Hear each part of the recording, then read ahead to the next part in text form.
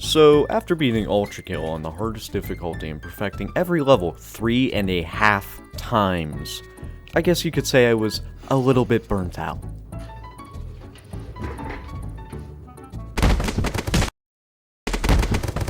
The other day, I was scrolling through my recommended when I saw a video for REAVER. Who are you? How'd you get in my house? Another movement shooter released by 3 Russian dudes whose names I'm not even going to attempt to pronounce. I played through all the levels on the highest difficulty, so here's my thoughts on it so far. First off, I love and hate the style they're trying to go for with the visuals.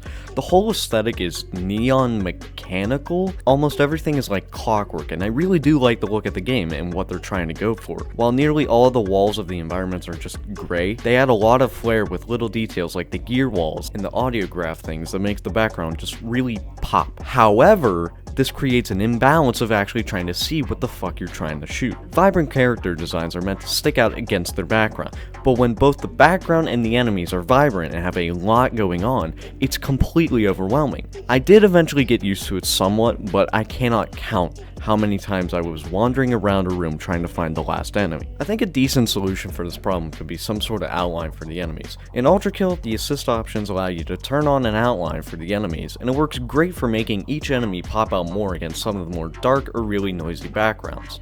If this or something similar could be applied to REAVER, I think it could really help with just distinguishing what the fuck is a statue and what is going to murder me. The soundtrack is also pretty alright and fits the whole mood of the game. It's not something I would listen to just by itself, but it definitely keeps moving you forward. A neat thing about the audio though is that a lot of elements of the game react with the music. Having all the gears in the level turn and grind with the beat of the music is a really cool touch to see happen around you. Now for the actual gameplay, it's really good. The primary focus of the game is the combos you can pull off with the different moves each gun comes with.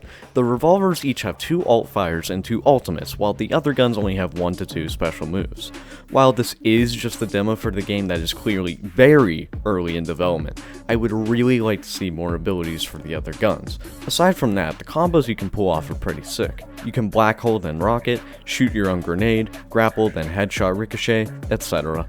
Each gun feels pretty alright to use, and I really do like the recoil from each being a viable movement option, but the best weapon to me is the dual-wield assault rifle. Not only does it keep you propelled into the air, you can swap to the other assault rifle and shoot both at the same time. It's stuff like this that I really appreciate about this demo. The movement also feels really good when you're moving on the ground. However, I wish there was a lot more vertical momentum options. A lot of rooms in the game have an insane amount of vertical space above you, and naturally you would want to use that vertical space. Sure, you can use the bounce pads and the ground slam jump thing to gain momentum, but I wish there was some easier way to go much more vertical mid-air, rather than trying to rely on infinite wall jumps. Aside from that, the movement is much more Quake-like than other movement shooters I've seen, with a weird mechanic that lets you build up speed over time and keep it even if you stop for something. You know what that means? It's faster than ultrakill. However, this is not necessarily a good thing.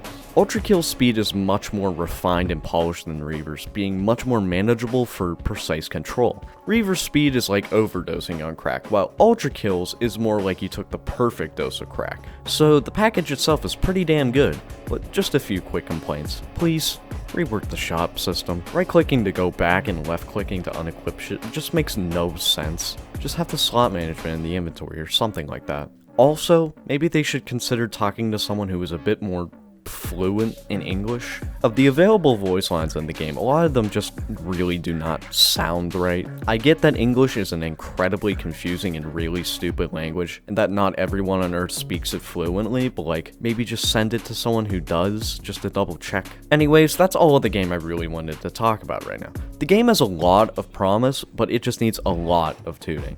Everything about it is just like 80% of the way there, which is still really good, but just not quite there. Despite that, go check out the free demo on Steam if you're interested. Or don't. I mean, you can do either, but both end up with me showing up to your house.